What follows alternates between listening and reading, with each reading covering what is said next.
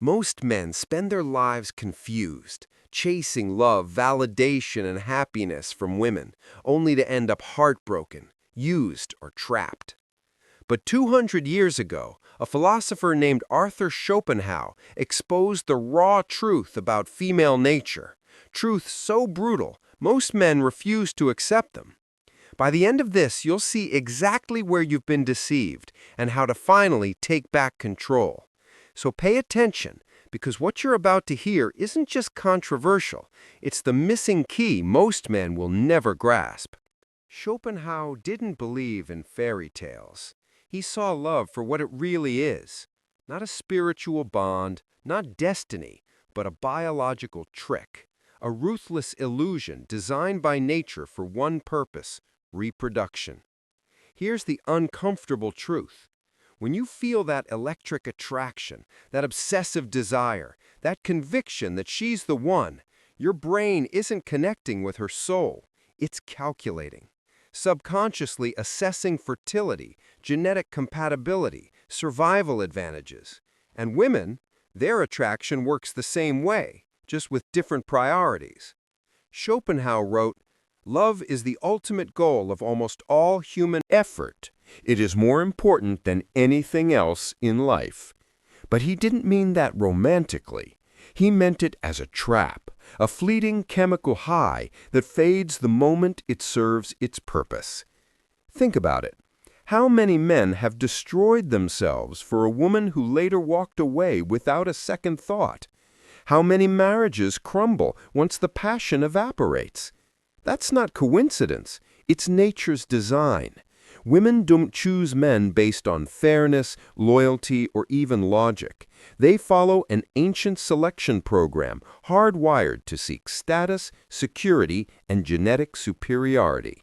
A man's devotion means nothing if he can't provide these. Schopenhauer saw this clearly. Women are rarely guided by reason. They are ruled by instinct and emotion. This isn't misogyny, it's observation. Look at dating apps, where 80% of women compete for the top 20% of men. Look at divorce courts, where commitment is rewarded with financial ruin. Look at history, where kings died for mistresses who betrayed them. The pattern doesn't change because the biology doesn't change. Most men believe love is mutual, that if they sacrifice enough, care enough, prove their worth, they'll be rewarded. But Schopenhauer warned, to be loved, one must not be just, but clever. Women don't fall for nice, they fall for strength. Not just physical, but social, financial, psychological. This is why the good guy finishes last, not because he's unworthy, but because he misunderstands the game. He thinks love is earned through service. Women, by instinct, are drawn to men who don't need to serve. Ever noticed how women lose interest once they've secured a man? How the chase reverses? Schopenhauer called it the tragedy of possession. The thrill isn't in having, it's in conquering. Once the conquest is over, biology moves on. That's why men who cling too hard, who make her the center of their world, inevitably watch her walk away. But here's the twist. This isn't women's fault, it's nature's. And the man who understands this, he stops blaming. He starts strategizing.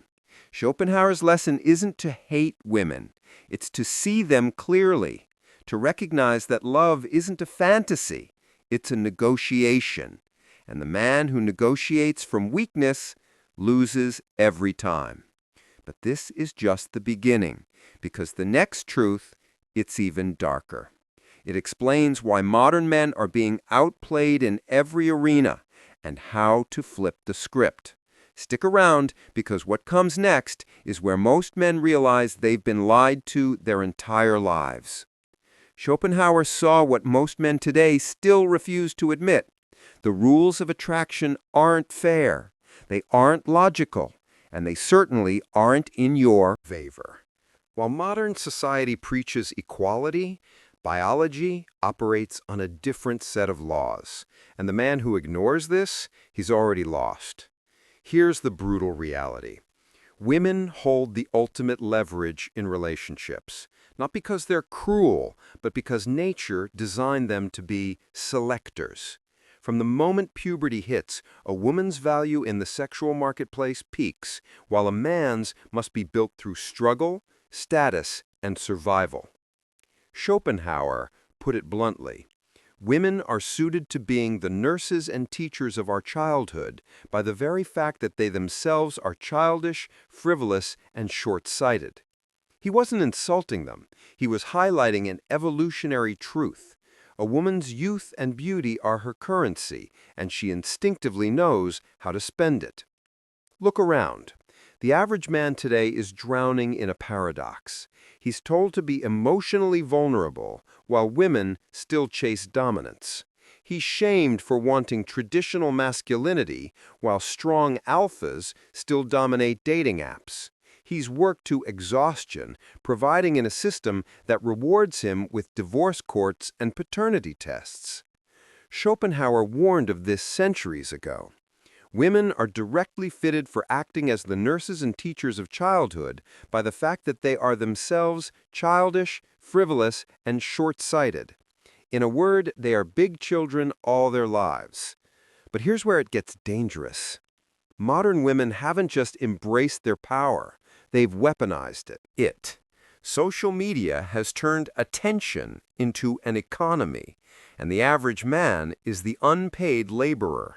He simps, he orbits, he competes for scraps of validation from women who will never commit to him. Why? Because he's been sold a lie, that devotion alone is enough. Schopenhauer saw the trap long before dating apps and Me Too's. Women are systematically trained to be incapable of genuine love. This sounds harsh until you realize what he meant. Female love is conditional. It's tied to utility. A man isn't cherished for who he is, but for what he provides. The moment he stops providing, the love fades. This isn't cynicism, it's survival.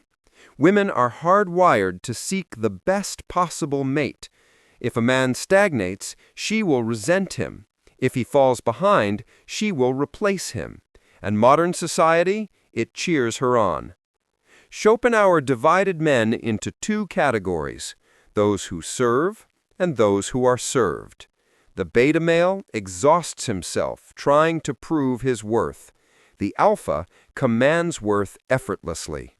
One begs for loyalty, the other inspires obsession.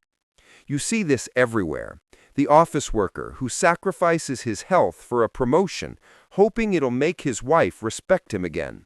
The gym rat who transforms his body only to realize women now want him, but only for sex, not commitment. The simp who spends his paycheck on a girl who will ghost him the second a higher status man appears. These men aren't victims, they're enablers. Volunteers. But Schopenhauer didn't just diagnose the problem, he revealed the solution. The first rule of survival is to see the world as it is, not as you wish it to be. The man who thrives today isn't the one who clings to outdated romanticism, it's the one who masters the game. And the final truth? The game is rigged, but only if you're playing by the wrong rules. This is where most men give up, because the next truth is the hardest to swallow. It's not about women, it's about you. And the moment you face it, everything changes. Schopenhauer uncovered a disturbing truth that modern psychology now confirms. Women don't compete like men. They don't challenge you directly.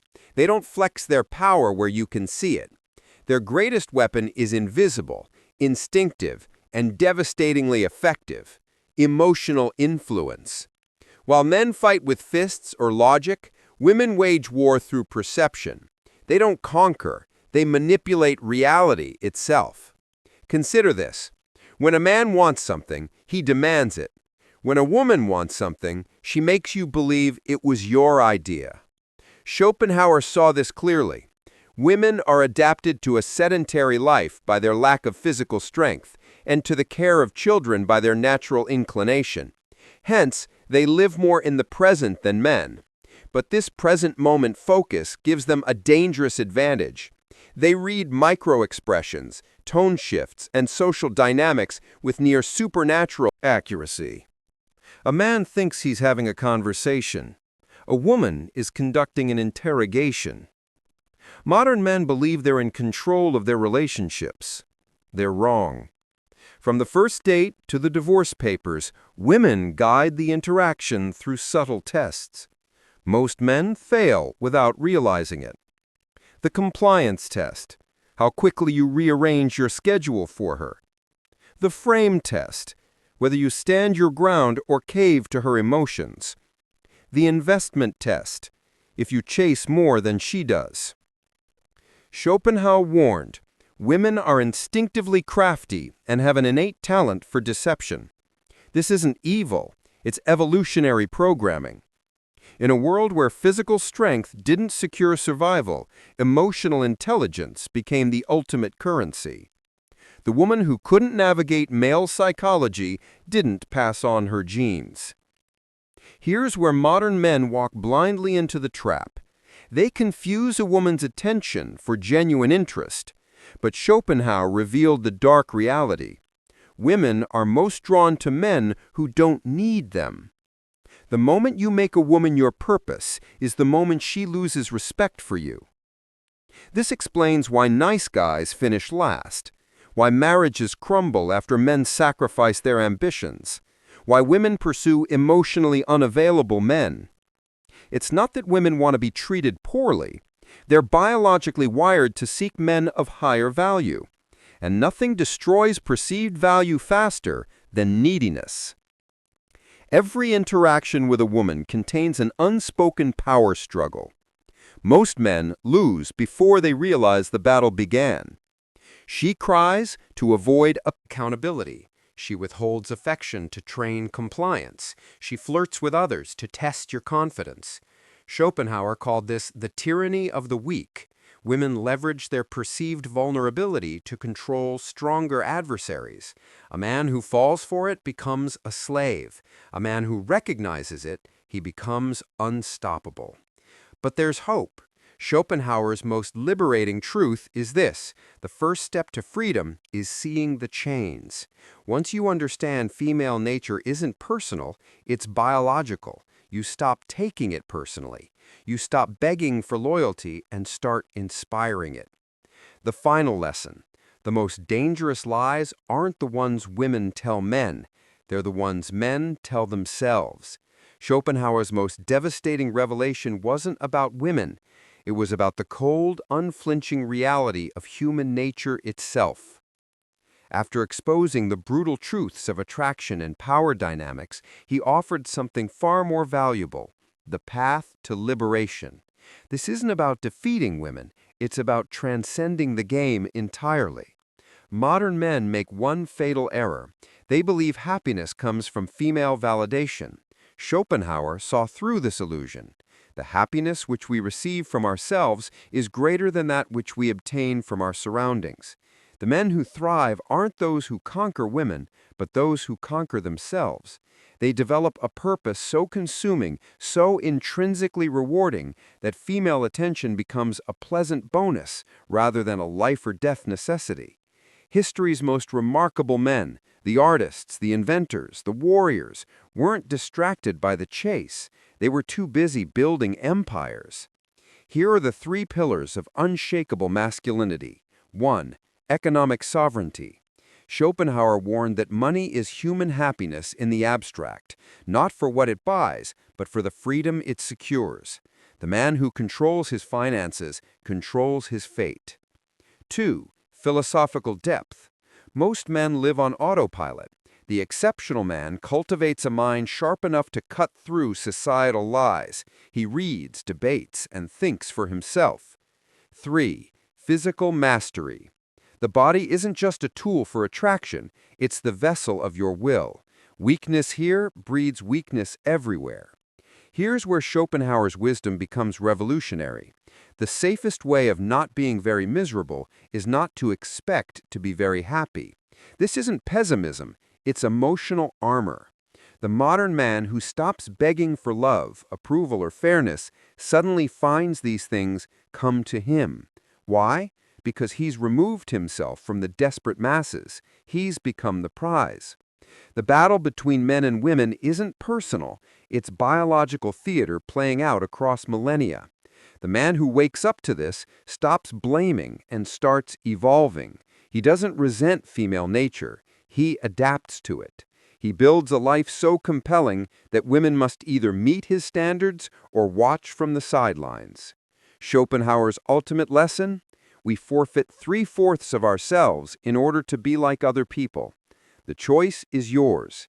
Continue chasing illusions or step into your true power. The red pill isn't about hating women, it's about loving truth enough to rebuild yourself in its image. This is where your real life begins.